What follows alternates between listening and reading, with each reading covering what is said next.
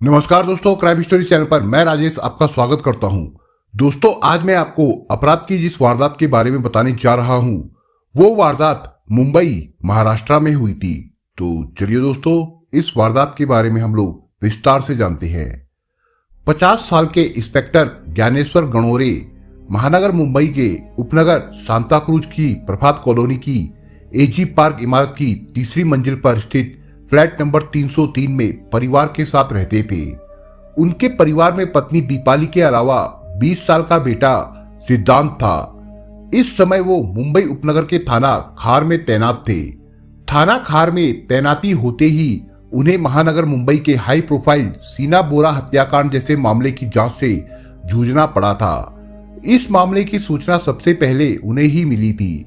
इसके बाद थाना प्रभारी दिनेश कदम के साथ मिलकर उन्होंने इस हत्याकांड की तह तक पहुंचकर सीना बोरा के गुनहगार पीटर मुखर्जी और उनकी पत्नी इंद्राणी मुखर्जी के साथ उनके ड्राइवर को सलाखों के पीछे पहुंचाया था।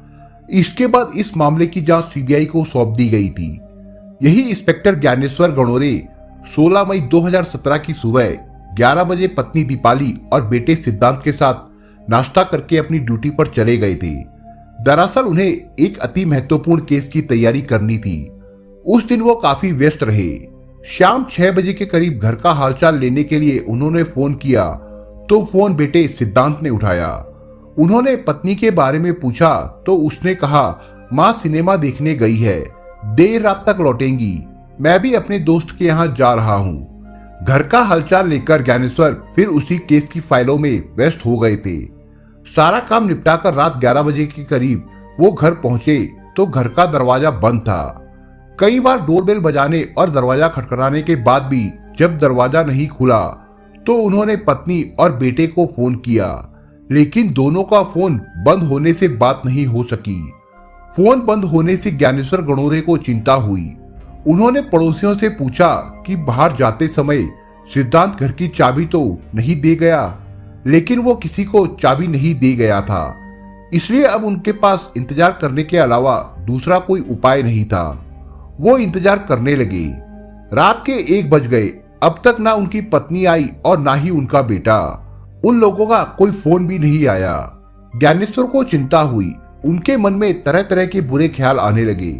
चिंता बेचैनी में बदली तो वो पुलिसिया अंदाज में फ्लैट की चाबी ढूंढने लगे। काफी मेहनत के बाद आखिर उन्हें चप्पलों की रैक में फ्लैट की चाबी मिल गई। फ्लैट का दरवाजा खोलकर वो अंदर पहुंचे तो जिस बात को लेकर उन्हें बुरे ख्याल आ रहे थे वही हुआ था। उनकी आंखों के सामने जो मंजर था उसने उनके होश उड़ा दिए थे।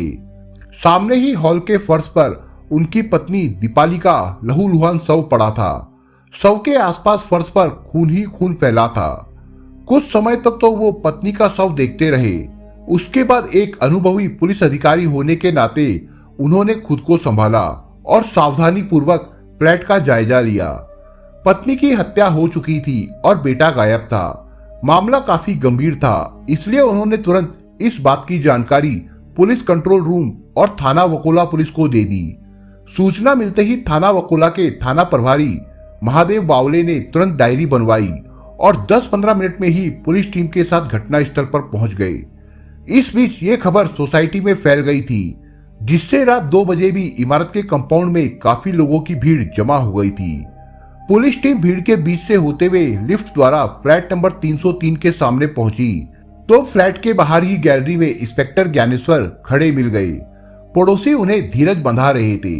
महादेव बावले उनसे औपचारिक बातचीत कर सहायकों के साथ फ्लैट में दाखिल हुए तो उनके साथ ज्ञानेश्वर गणोरे भी अंदर आ गए। फ्लैट के अंदर का दृश्य काफी मार्मिक था। इंस्पेक्टर ज्ञानेश्वर की पत्नी दीपाली की हत्या बड़ी ही बेरहमी से की गई थी। हत्या जिस चाकू से की गई थी वो शव के पास ही पड़ा था। मृतका के शरीर पर 10-11 घाव थे जो काफी गहरे थे। इससे लग रहा था कि हत्यारे ने पूरी ताकत से वार किए थे। इसके अलावा पुलिस को जो खास बात देखने को मिली वो मृतका के खून से दीवार पर लिखा एक संदेश था। संदेश के नीचे एक स्माइली भी बना था। निश्चित ही वो हत्यारे का लिखा था। संदेश में लिखा था, tired of her, catch me and hang me, यानी इससे थक गया था, मुझे पकड़ो और फांसी पर लटका दो।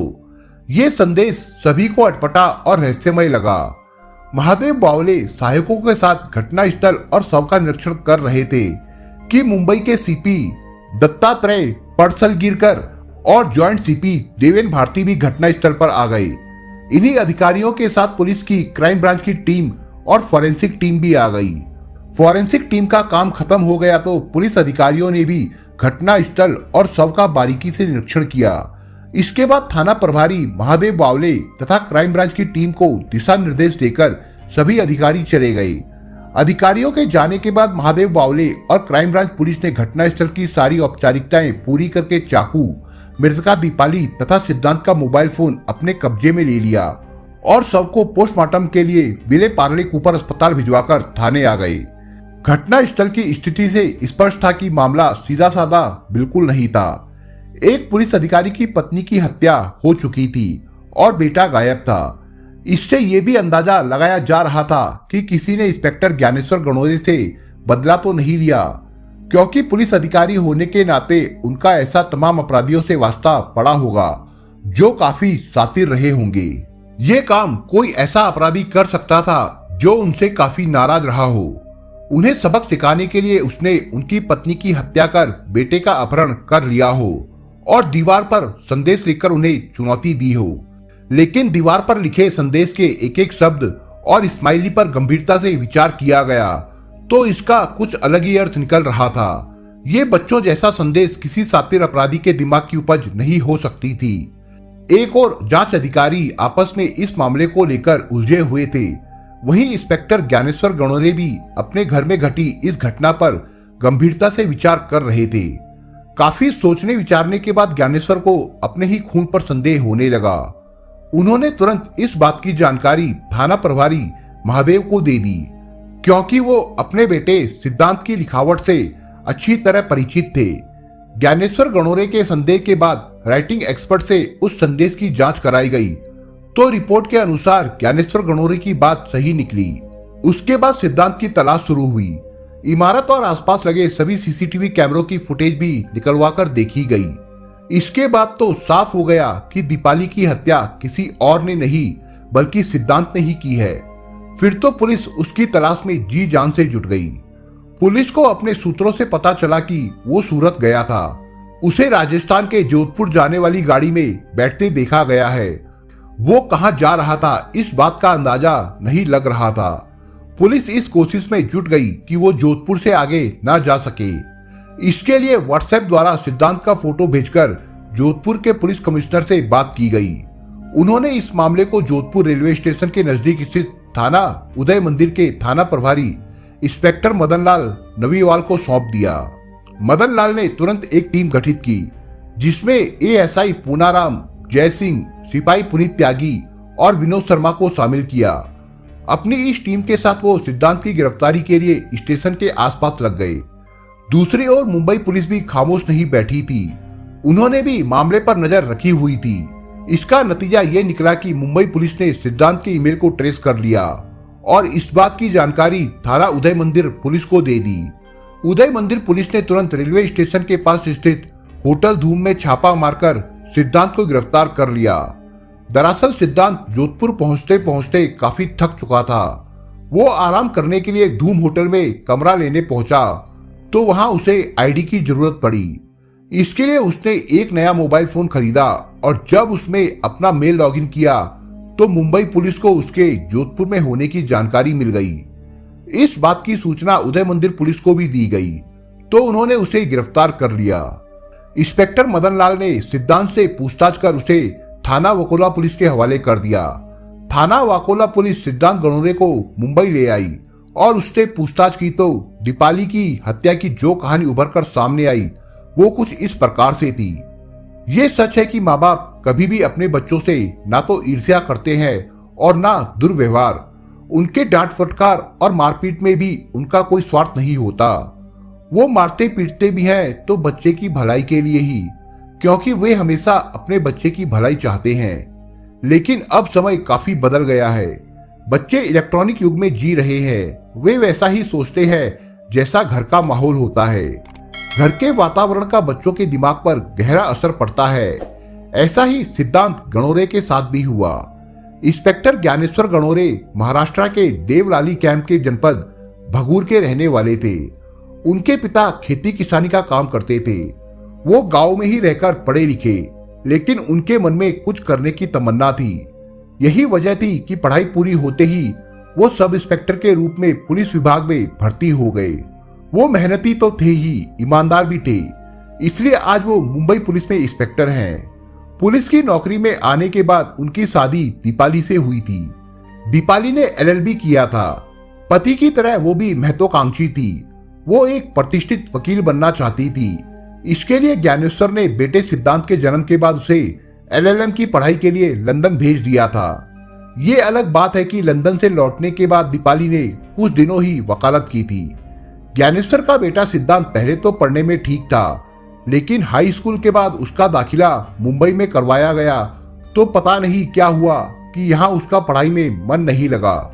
इंटर तो उसने किसी तरह कर लिया, लेकिन कॉलेज के दूसरे साल में वो फेल हो गया। इसकी वजह थी घर का माहौल। दरअसल घर में अक्सर माता पिता में लड़ाई झगड़ा होता रहता था। दीपाली को शक था कि उसके पति का किसी महिला से अफेयर है। सिद्धांत को यह पसंद नहीं था।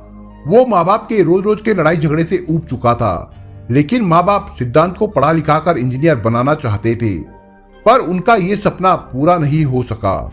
माँ बाप के प्यार से वंचित सिद्धांत की दोस्ती कॉलेज के कुछ आवारा युवकों से हो गई, जिनके साथ रहकर वो ड्रग्स लेने लगा था। इस बात की जानकारी दीपाली और ज्ञानेश्वर गणोरे को हुई तो उनके पैरों तले से जमीन खिसक गई।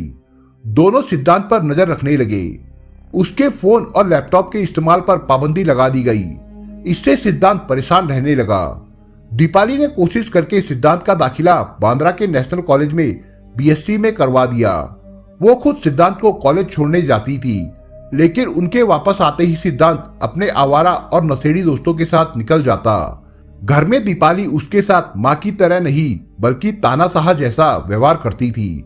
उसकी किताबें, नोटबुक और लैपटॉप चेक करती रहती थी। काम पूरा ना होने पर उससे तरह तरह के सवाल करती और उसे ताना मारती। अगर ज्ञानेश्वर बेटे का पक्ष लेते तो वो उनसे भी उलझ जाती थी। ये सब सिद्धांत को अच्छा नहीं लगता था। घटना वाले दिन सिद्धांत ने माँ से कुछ पैसे मांगे। दीपाली ने पैसे देने से साफ मना कर दिया। माँ बेटे के बीच कहासुनी होने लगी तो ज्ञानेश्वर दोनों को समझा बुझाकर अपनी ड्यूटी पर चले गए, लेकिन दीपाली शांत नहीं हुई। वो सिद्धांत को अपनी मार्कशीट दिखाने को कह रही थी, लेकिन सिद्धांत मार्कशीट दिखाता कैसे? उसने तो परीक्षा ही नहीं दी थी। ये जानकर दीपाली को गुस्सा आ गया। सिद्धांत को आड़े हाथों लेते हुए उन्होंने उसे खूब सुनाया। दीपाली की बातें सिद्धांत के बर्दाश्त से बाहर होती जा रही थी। जब उसकी सहन शक्ति समाप्त हो गई तो उसका मानसिक संतुलन बिगड़ गया। वो किचन में गया और सब्जी काटने वाला चाकू उठा लाया। दीपाली हॉल में बैठी टीवी देख रही थी। वो उनके पास पहुंचा और उसने उन पर हमला कर दिया। अचानक हुए हमले से दीपाली संभल नहीं सकी और फर्श पर लुढ़क गई। वो चीखती चिल्लाती रही, पर सिद्धांत को उस पर जरा भी दया नहीं आई। आखिर उसने उन्हें मौत के घाट उतारकर ही दम लिया। अपनी जन्म देने वाली माँ की हत्या करके सिद्धांत खड़ा ही हुआ था कि पिता का फोन आ गया। उसने फोन रिसीव करके बड़ी ही शांति से कहा कि माँ फिल्म देखने गई है, वो देर रात तक आएंगी, वो भी बाहर जा रहा है। पिता से बात करने के बाद सिद्धांत ने चाकू माँ के शव के पास फेंका और भड़ास निकालने के लिए उसने माँ के खून से दीवार पर संदेश लिखकर उसके नीचे स्माइली बना दिया।